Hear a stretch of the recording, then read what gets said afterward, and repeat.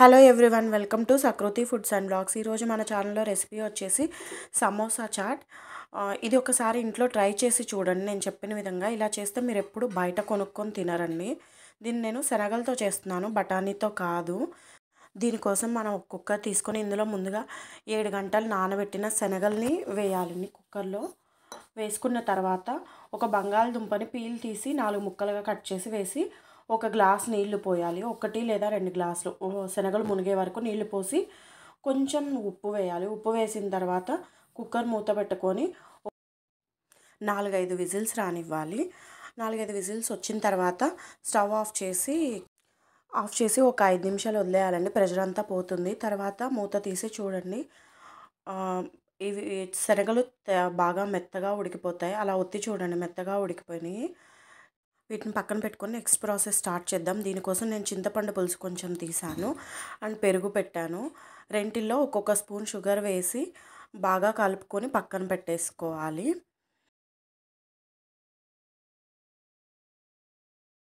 తర్వాత ఒక కడాయి తీసుకొని అందులో ఒక 2-3 స్పూన్ల ఆయిల్ వేసి బాగా కాగనివ్వాలి. కాగిన తర్వాత అందులో కొంచెం షాజీరా వేసాను.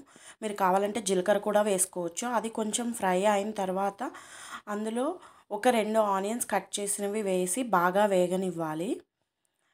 ఇవి కొంచెం వేగిన తర్వాత ఇందులోనే కొంచెం అల్లం వెల్లిపాయ పేస్ట్ వేసుకోవాలండి. 1 లేదా 1.5 స్పూన్ అల్లం వెల్లిపాయ పేస్ట్ వేసుకొని బాగా మిక్స్ చేసుకొని ఆనియన్స్, అల్లం వెల్లిపాయ పేస్ట్ ఫ్రై చేయాలి బాగా కలుపుకుంటూ. ఇది ఫ్రై అయిన తర్వాత ఇందులో పెద్దది ఒక టొమాటో కట్ చేసి వేసాను. వేసి బాగా ఫ్రై చేసుకోవాలి. ఇది సాఫ్ట్గా అయ్యేలాగా ఫ్రై చేయాలి. చేసిన తర్వాత ఇందులో నేను కొంచెం కసూరి మెత్తిని బాగా నలుపుకొని వేసుకున్నాను.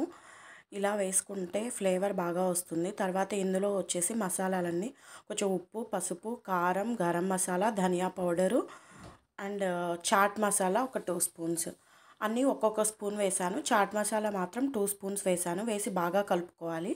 కలుపుకున్న తర్వాత ఇందులో మనం ఉడకబెట్టిన బంగాళాదుంప ముక్కలు వేయాలి. అందులోనే ఒక 2-3 స్పూన్ల శనగలు వేసుకొని పప్పు గుత్తితో కానీ, మీ దగ్గర మ్యాషర్ ఉంటే మ్యాషర్తో కానీ మెత్తగా ఒత్తుకోండి. ఇలా మెత్తగా అయ్యేలాగా ఒత్తుకున్న తర్వాత మిగతా శనగలు వేసుకోవాలి. వేసుకొని కొంచెం కలుపుకొని బాగా అన్నీ మిక్స్ చేసుకోవాలి. ఇవంతా మిక్స్ అయిన తర్వాత ఇందులో కొంచెం వాటర్ పోసుకోవాలండి. నేను 1 కప్పు నీళ్లు పోస్తున్నాను.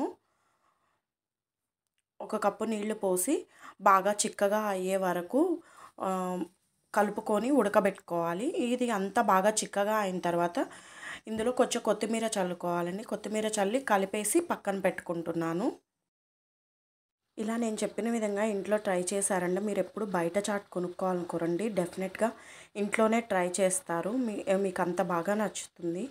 మా ఇంట్లో అందరికీ బాగా నచ్చింది. సో అందుకే ఈ రెసిపీ చేస్తున్నాను.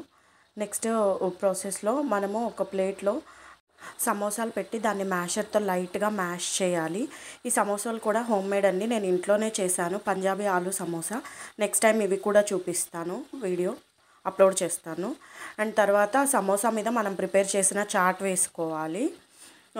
అంతా స్ప్రెడ్ చేసుకోవాలి ప్లేట్లో. ఇలా స్ప్రెడ్ చేసుకున్న తర్వాత దీని మీద మనము కొంచెం కట్ చేసుకున్న టొమాటో ముక్కలు అండ్ ఆనియన్స్ వేసుకోవాలి. నేను సన్నగా కట్ చేసుకున్నాను. టొమాటోలు, ఆనియన్స్, ఇంకా కొత్తిమీర అన్నీ కట్ చేసి పెట్టాను. చూడండి, ఇలా వీడియోలో చూపించిన విధంగా టొమాటోలు, ఆనియన్స్ కూడా బాగా స్ప్రింకిల్ చేసుకోవాలి. ఆనియన్స్ కూడా స్ప్రింకిల్ చేసుకున్న తర్వాత దీని మీద కొత్తిమీర చల్లుకోవాలి. మీకు కావాలంటే పుదీనా కూడా చల్లుకోవచ్చు. నేనైతే చల్లట్లేదు, కొత్తిమీర ఒక్కటి మాత్రమే వేస్తున్నాను. కొత్తిమీర కూడా వేసుకున్న తర్వాత ఇందాక మనం ప్రిపేర్ చేసి పెట్టుకున్నాం కదా చింతపండు పులుసు సాస్ లాగా, అది చింతపండు పులుసు వేసుకోవాలి. చింతపండు పులుసు కూడా మొత్తం స్ప్రింకిల్ చేసుకున్న తర్వాత మళ్ళీ దాని మీద పంచదార కలిపి పెట్టుకున్న పెరుగు వేసుకోవాలి. ఇలా వీడియోలో చూపించిన విధంగా చింతపండు పులుసు అండ్ పెరుగు కూడా వేసుకోండి. వేసుకున్న తర్వాత దీని మీద సేవ్ చల్లుకోవాలండి. సన్న కారపూస ఓన్లీ బేసన్తో చేస్తారు. ఇవి మీరు ఇంట్లో అయినా చేసుకోవచ్చు, బయట అయినా కొనుక్కోవచ్చు. ఇవి అన్ని సూపర్ మార్కెట్లో మోస్ట్లీ అవైలబుల్గా ఉంటున్నాయి. ఇప్పుడు చూడండి, మన చాట్ రెడీ అయిపోయింది. Don't forget to subscribe.